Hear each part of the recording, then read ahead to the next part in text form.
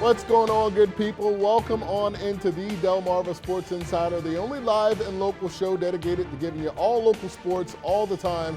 I'm Sports Director Trayvon Miles. That's right, and I'm Brandon Bossert. We've got a lot to get to tonight, Trey. Yeah, exactly right. Welcome on into another episode of DSI. Always good to be back on the greatest show in America. Brandon, That's right. We begin tonight with a heavy topic, but an important one. It's obvious what's been dominating the news cycle, and we won't shy away from it here. No, the police brutality protests going on all over the athletic world. The sports world came to a screeching halt on Wednesday afternoon when the Milwaukee Bucks refused to come out for their Game 5 matchup with the Orlando Magic. Reports began to surface that the Bucks, Wisconsin's pro basketball team, were protesting the game in response to the shooting of Jacob Blake in Kenosha, Wisconsin.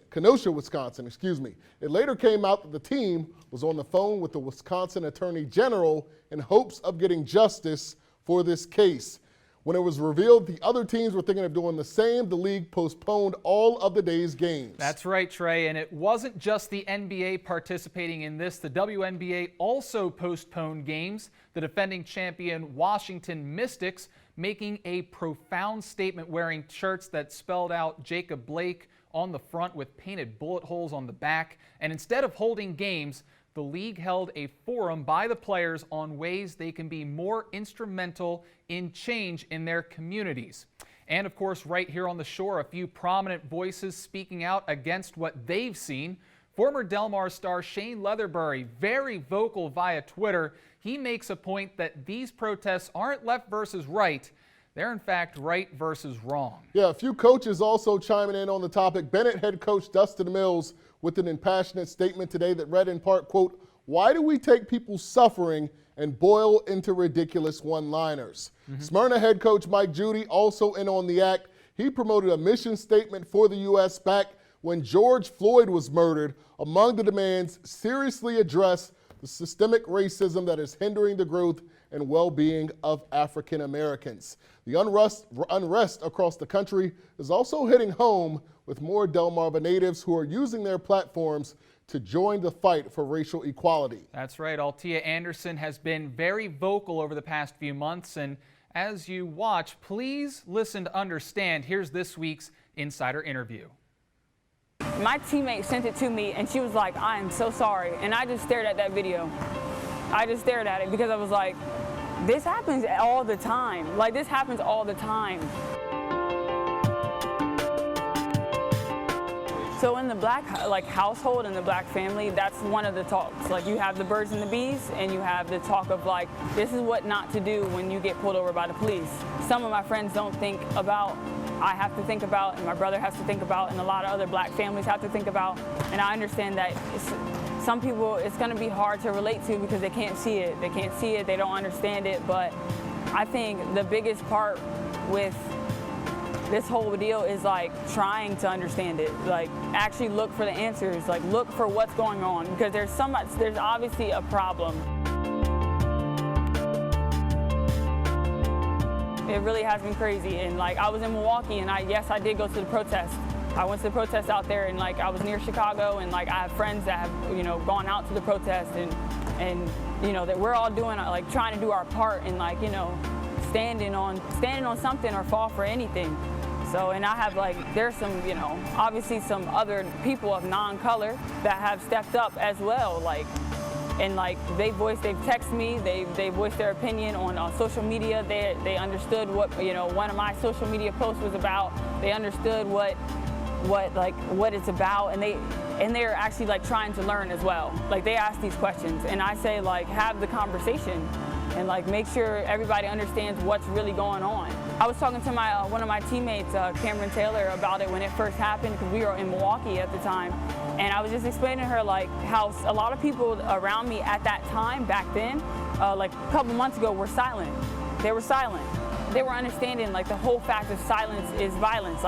Your silence is felt because people are getting shot and killed still and treated less of. The value of life being looked upon so little, it ain't right. It ain't right. It never will be right. After a point, there's a tipping point, and there's a point of no return where the tears stop. tear stop and you just become angry, you become upset. And it's no more of I'm sorry. It's like, what do we do? What do we do? I know a lot of people, this is one of those topics that people are like, don't talk about it, is you just don't want to get in it. No, I'm gonna get in it. That's fine. If you don't support what I support in the Black Lives Matter movement and like understand what is really being standing on about it, then don't support me. Because you love to like hold my name up when I like get an award, but you don't want to say, hey, like there's a problem here. Stop killing her people. Stop killing them. Stop killing blacks. Stop killing us. It just doesn't make any sense. Obviously a very emotional interview there, and I should note that Altia went to Marquette in Milwaukee. It's about 45 minutes away from Kenosha, so she definitely has some perspective on that. We also went to interview Altia for After the Whistle. Such a great speaker on the topic and had experience attending those protests. We decided to make our insider interview as well. Her After the Whistle is coming up later in the show, but Brandon, obviously, she had nothing but passionate things to say about the topic. Looking into what she said and a little bit into what we saw this week in the sports world, what do you take away from everything that we're seeing? Well, honestly, I'm going to keep it to two of the local athletes that we talked about. First with Altia saying that in the black family, you not only have the topic of the birds and the bees, but you also have the topic of what do you do when you are confronted by a police officer. I never personally had that conversation in my household, and so that gives me a different perspective of what it's like to be in the African American community versus what it's like to be in the white American community. But also what Shane Leatherbury said stood out to me, very powerful. It's not left versus right. It really isn't. Yeah. When you watch these videos of Jacob Blake, or when you watch these videos of George Floyd, or when you watch these videos of Trayvon Martin, it's not left versus right.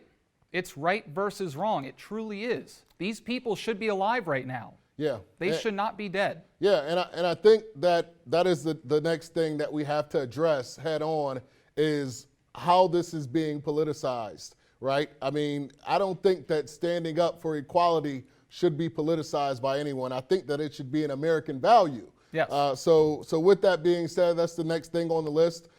This is such a multi-layered issue, as I say with so many friends all the time. This issue is not just from one instance. This is an issue of 400 plus years that's going to take a long time to get solved. But I'm glad the people in the NBA, I'm glad the ladies in the WNBA who always do an amazing job, and I'm glad that local athletes such as Altia and Shane and local coaches such as Dustin and Coach Judy up at Smyrna are doing their part because I do think that we all could do a little bit more. Absolutely, I agree. It takes a village, Trey. Absolutely. That's going to do it for the A block. We're taking a quick commercial break.